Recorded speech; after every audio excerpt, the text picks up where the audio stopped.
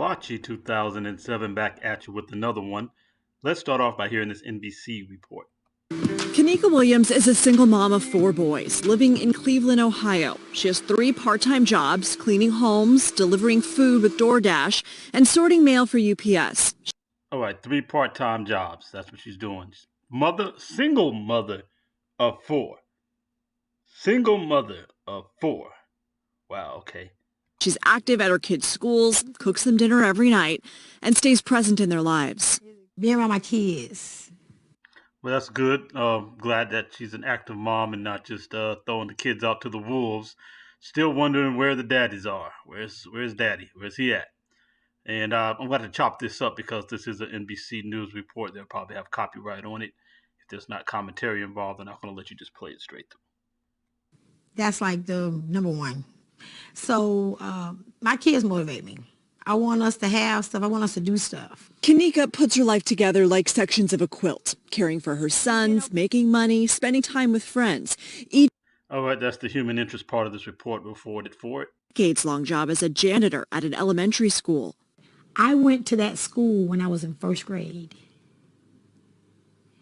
And that's where she's retiring from. So those 30-year jobs, those 40-year jobs are gone for us unless we start right now. So that's the school. Her mother is retiring. That was the lady they showed after 30, 40 years at the school. So I guess it sounds like she had a single mom. Sounds like this is a pattern. And so she worked a low-wage job all her life. Now this woman is following suit, working 3 part-time jobs. This is the plan. She's not a young woman here. We can see that she must at least be 40 years old. And she's still in gig work rather than in a career. But they're running circles around us. That's what we're told. Between her gig work at $20 an hour and her UPS job at $16.50 an hour, both above Ohio minimum wage, she says she brings home roughly $1,500 a month. Wait, what? $1,500 a month? That don't calculate. That don't compute. Because I'm over here like this mean trying to compute these numbers because that math ain't math. That math ain't math. And so let's do the math real quick and see. Because people just be saying stuff on these news reports. These women just say anything and the reporters don't question them. Whatever they say just goes like it's facts because they said it. So her lowest pay rate was $16.50. So if she makes at least that much, 40 hours a week, all right, that's $660 a week times 4 weeks in a month, and there's really more than 4 weeks worth of work days. You just got a couple of extra, but we'll just leave it at this conservative number. She should be making at least $2,600 a month if she's telling the truth about how much she makes per hour. So how she get $1,500? Even if you take taxes off, with 4 kids, she's barely paying any taxes with 4 dependents and herself. She's just paying the payroll tax. That's like $100 or something, $200, whatever it might be. So either she's not telling the truth, or she's not even working full time because $1,500 a month. That's what I made when I was in college, working 30 hours a week some years ago. So I just want to note how we're being constantly told that black women are running circles around us. We got to step up because we're getting left behind. Like up this video before we continue with the program. Hit the like and we'll then get right back to it. But yeah, you brothers need to step up for $1,500 a month. But they deserve everything. They come to the table with a bunch of kids and broke it in a joke. But you're supposed to give them the world just because they woke up and opened their eyes this morning and they breathe air. What is your definition of a living wage? Being able to afford your bill, your monthly bills, being able to put a portion back for savings. And I think for me in my household, if I was to make $3,500 a month. What would that extra money, what would that? That's funny because brothers who make $3,500 a month are broke. They're no good. They don't even deserve to date. They apparently can't do anything. $3,500 a month.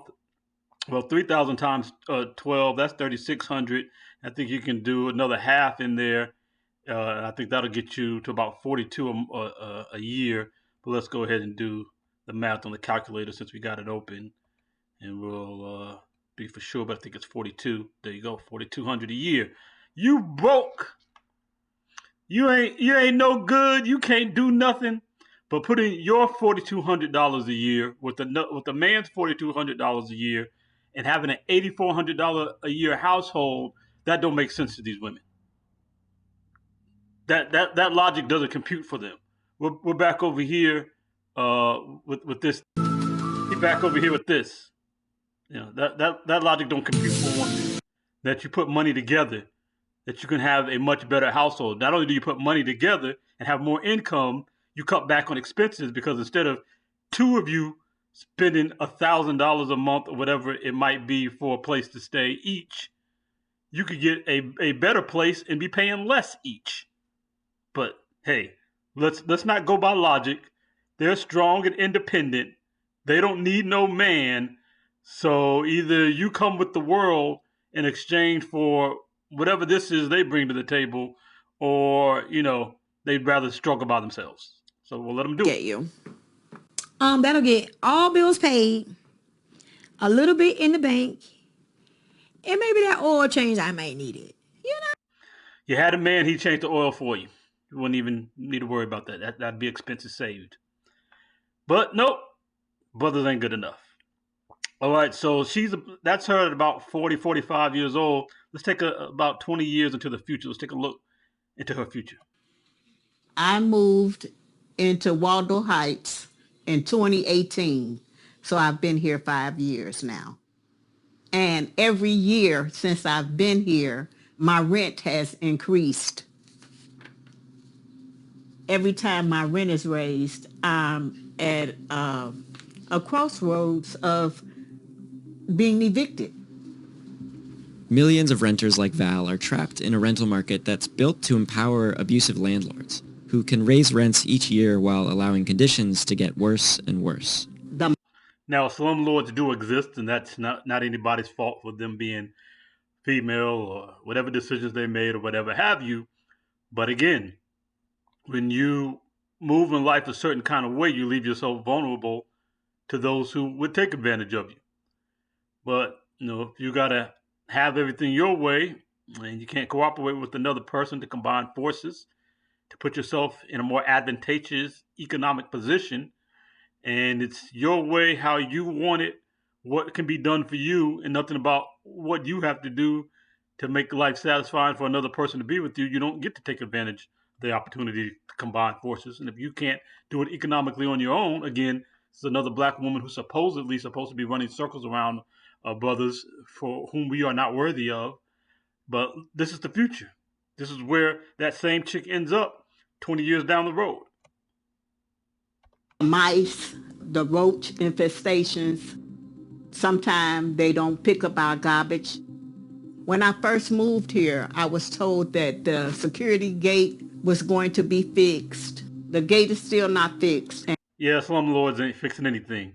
Your best bet is to have yourself in a position where you are not subjected to their whims and their determinations, and you could have your own place, your own home with your husband and living a better economic life. But y'all don't need no man.